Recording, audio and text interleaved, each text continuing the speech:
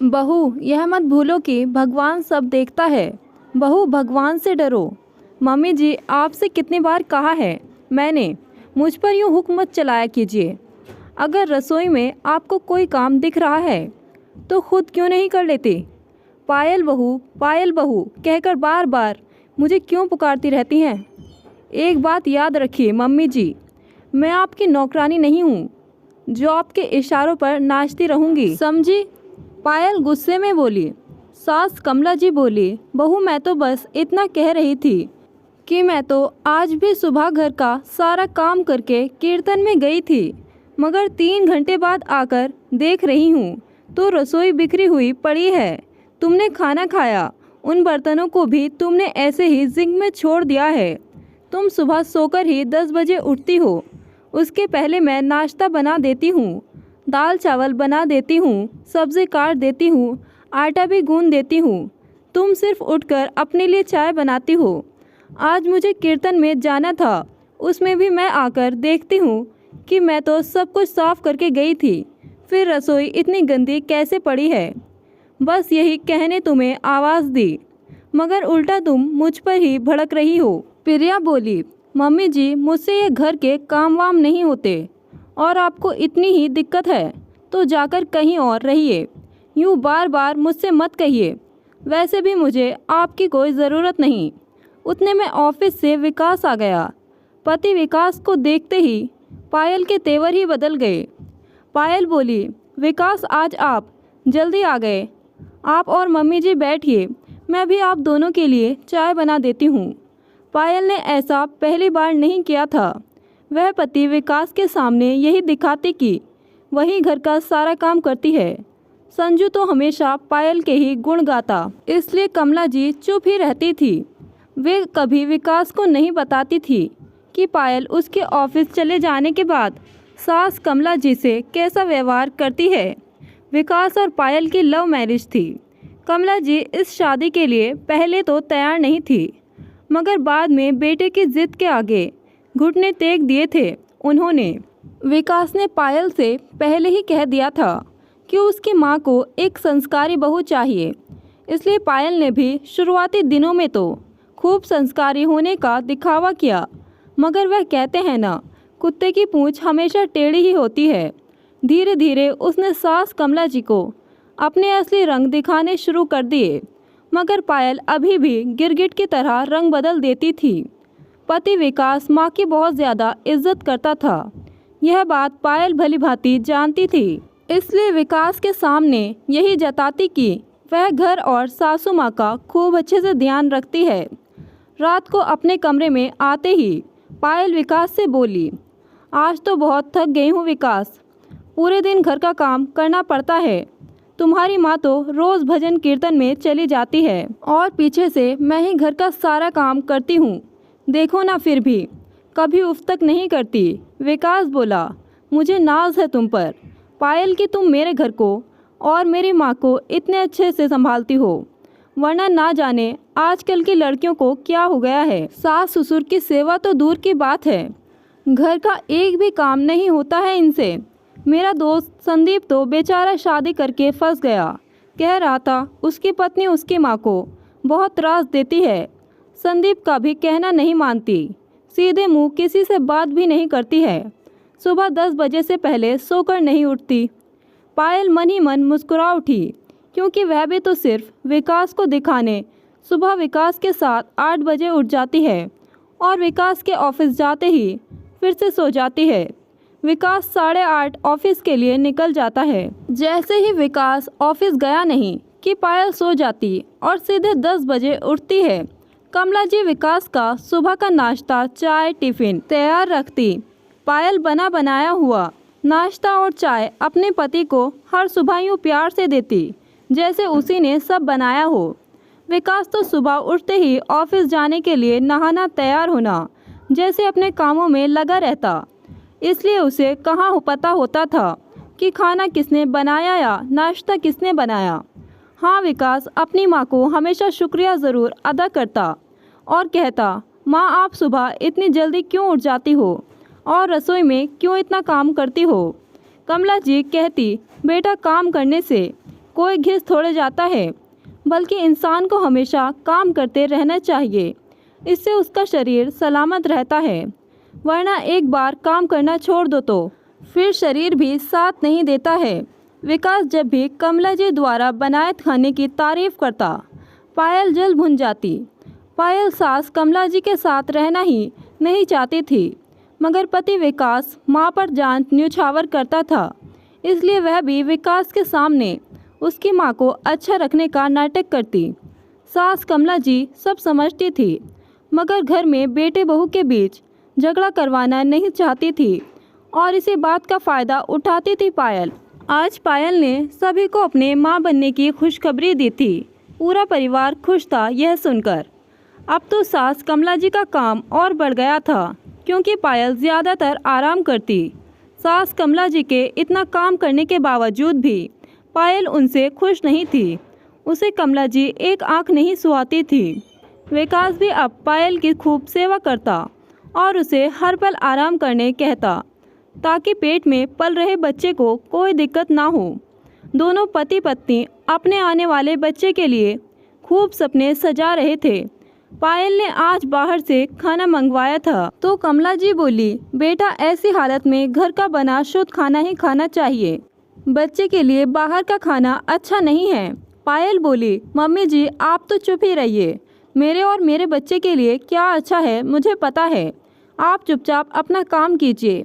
कमला जी बोली, बेटा कभी हम बूढ़ों की बात भी सुन लिया करो, हमारा तजुर्बा कभी गलत नहीं होता। विकास के ऑफिस से आने के बाद पायल बोली, विकास बुरा मत मानना, मगर मेरी ऐसी हालत में मुझे अच्छा खाना खाने की ज़रूरत है। तुम्हारी माँ के हाथों का खाना बिल्कुल स्वादिष्ट नहीं होता, इसलिए मुझे बाहर से खाना मंगवा कर खाना पड़ता है। इसलिए मैं कह रही थी कि क्यों ना हम एक कुक रख दें, ताकि मुझे और मेरे आने वाले बच्चे को पौष्टिक खाना मिल सके। विकास बोला, हाँ ठीक है, कुक रखने में क्या बुराई है, रख लो।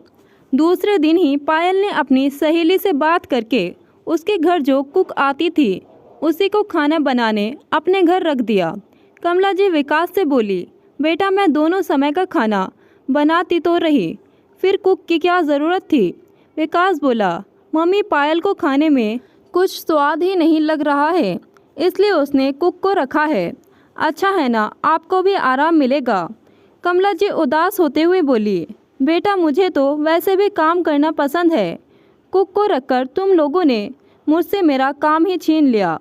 विकास बोला, मम्मी उदास क्यों हो रही हो, आप कुक को बताती रहना कि किस तरह कौन से खाने में क्या डालना है। अब रोज़ सुबह शाम कुक खाना बनाने आती। आदतन कमला जी भी रसोई में आकर देखती और कुक को कुछ ना कुछ बताती। पायल ने जब सास कमला जी को कुक को इंस्ट्रक्शन देते देखा तो बोली, मम्मी जी यह कुक आपसे कई गुना अच्छा खाना बनाती है, इसलिए आपको रसोई में आकर उसे बताने की कोई ज़रूरत नहीं है। बेहतर यही होगा आप पूरे दिन अपने कमरे में रहें और खाना खाते समय अपना खाना लेने आ जाए। बाकी घर के कामों में दखल अंदाजी करना बंद कर दीजिए। हमें पता है हमारा घर हमें किस तरह से संभालना है। कुक के सामने अपनी इतनी बेइज्जती कमला जी को बहुत बुरी लगी। वे रसोई से निकल रही थी कि पायल बोली, सुबह सुबह इस बुढ़िया का चेहरा देखती हूँ तो पूरा दिन खराब हो जाता है। कमला जी अपने कमरे में आकर रो पड़ी। पायल ने अपनी पूरी गर्भावस्था के दौरान कमला जी से सीधे मुंह बात तक नहीं की, उल्टा खरी खोटी सुनाने में कोई कसर नहीं छोड़ी। कमला जी हर बार खून के आंसू पी जाती। विकास भी अब ज़्यादातर पायल का ही साथ देने लगा था। उसे लगने लगा था कि उसकी मम्मी का दिमाग बुढ़ापे की वजह से सठियाने लगा है। उसकी एक वजह यह भी थी कि पायल का हर बार विकास के दिमाग में कमला जी के खिलाफ बातें भरना। विकास भी कमला जी को बात बात में झिड़कने लगा था। अब कमला जी अपने आप को बिल्कुल अकेले समझने लगी थी। पायल ने एक प्यारे से बेटे को जन्म दिया। अब तो पायल रात दिन अपने बेटे के लाड दुलार में व्यस्त रहने लगी।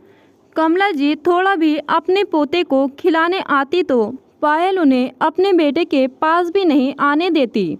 पायल ने बड़े प्यार से अपने बेटे का नाम नितिन रखा। एक दिन नितिन खेल रहा था। कमला जी उसे उठाने आ गई तो पायल चिल्लाकर बोली, आपने हाथ धोए थे? आपको शायद पता नहीं इन हाथों में कितने कीटाणु होते हैं। कमला जी बोली, बहू मैंने हाथ धोए हुए हैं, इसलिए ही नितिन को उठा रही थी। पायल बोली, आप वापस मेरे सामने हाथ धोकर आइए, फिर ही आप नितिन को उठा सकती हैं। कमला जी पायल का ये असामान्य व्यवहार झेलते झेलते तंग आ चुकी थी। अब तो विकास भी उनसे सीधे मुंह बात नहीं करता था। कमला जी बोली, बहू यह मत भूलो कि भगवान सब देखता है। आज तुम मेरे साथ जो कर रही हो, कल के दिन तुम्हारे साथ भी यही सब होगा। पायल हंसने लगी और बोली, मम्मी जी आप मेरे बारे में इतना मत सोचिए, हो सके तो मुझे शांति से जीने दीजिए। अपने कमरे में पड़ी रहिए, मेरे बेटे को छूने की कोशिश भी मत करिए। कमला जी अब अपने कमरे से ज़्यादा निकलती भी नहीं थी, क्योंकि वे जानती थी रोज़ रोज़ के तानों से बेहतर है कि वे भी अब अपने कमरे तक ही सीमित रहे। वे जान चुकी थी कि अब घर में किसी को उनकी ज़रूरत नहीं है। धीरे धीरे नितिन बड़े होते जा रहा था।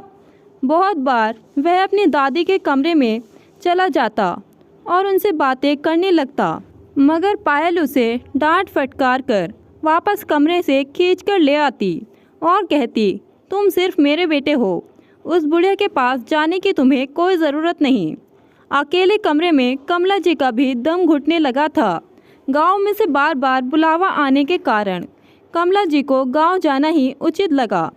विकास और पायल ने कमला जी को रोकने की कोशिश भी नहीं की।